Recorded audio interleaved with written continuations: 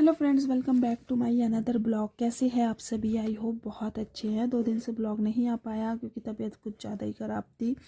Fever हो गया था जिस वजह से ब्लॉग नहीं बना पाई। और कल रात को शाम को कपड़े धोए तो एकदम से ही फीवर बहुत तेज़ आ गया था, तो इस वजह से तबीयत और ज़्यादा ख़राब हो गई।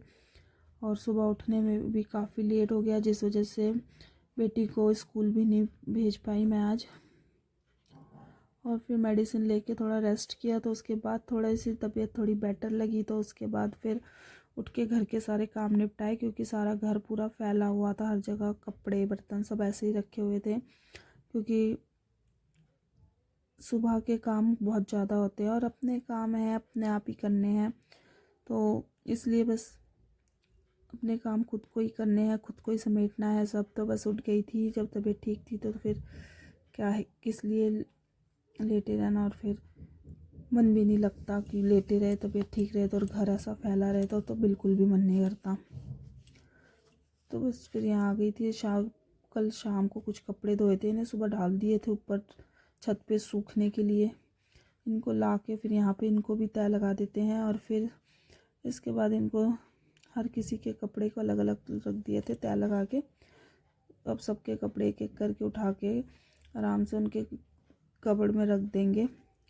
सबके अलग अलग कबर्ड में उनके कपड़े रख देंगे। और यहाँ पे रिद्धि माँ आ गई थी ट्यूशन से, तो यहाँ पे आके थोड़ी सी मस्ती कर रही थी और बोल रही थी कि मुझे जाना है खेलने के लिए। मैंने कहा नहीं, अभी स्टडी करनी है क्योंकि आगे एग्ज़ाम आ रहे हैं, तो अभी खेलना नहीं है, अभी स्टडी करनी है। थोड़ी देर घर पे बैठो और उसके बाद फिर स्टडी कर लो। पर वो उसकी फ्रेंड आई हुई थी तो बस कह रही ठीक है मैं यहीं से बात करके आ रही हूँ उससे बस।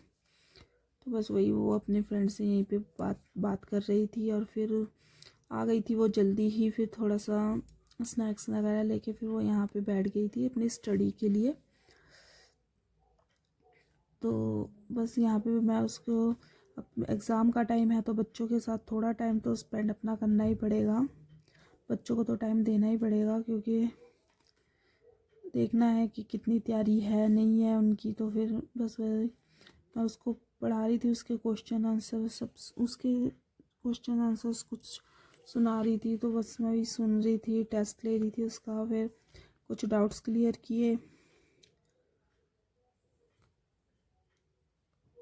तो बस उसके सारे डाउट्स क्लियर हो गए थे और यहाँ पे उसके एग्ज़ाम की तैयारी शुरू हो गई थी।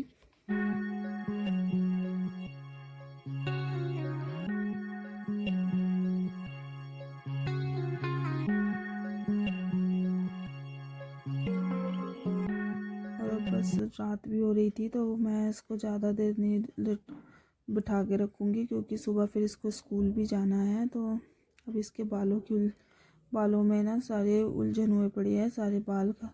तो इनमें मैं ऑयलिंग कर रही थी, ऑयलिंग करके मैं इनको भी अच्छे से सुलझा दूँगी ताकि सुबह हमें देर ना हो, क्योंकि सुबह सुबह टाइम नहीं होता कि बालों की उलझन सुलझाए। क्योंकि सुबह तो बस ये होता है कि जल्दी से बाल बांधो और स्कूल जाओ क्योंकि लेट हो जाता है। बहुत उलझन थी इसकी बालों में, पर इसलिए ना ये ना अपने इसके लिए ना मैंने अलग सी कोम मंगवाई हुई है। हेयर ब्रश मंगाया है गुब का, जो बहुत ही अच्छा है। पहले जब इसके बालों में उलझन होती थी ना इसे बहुत लगती थी, लेकिन अब इसे ये वाले कोम से ना इसे बिल्कुल भी नहीं लगती है।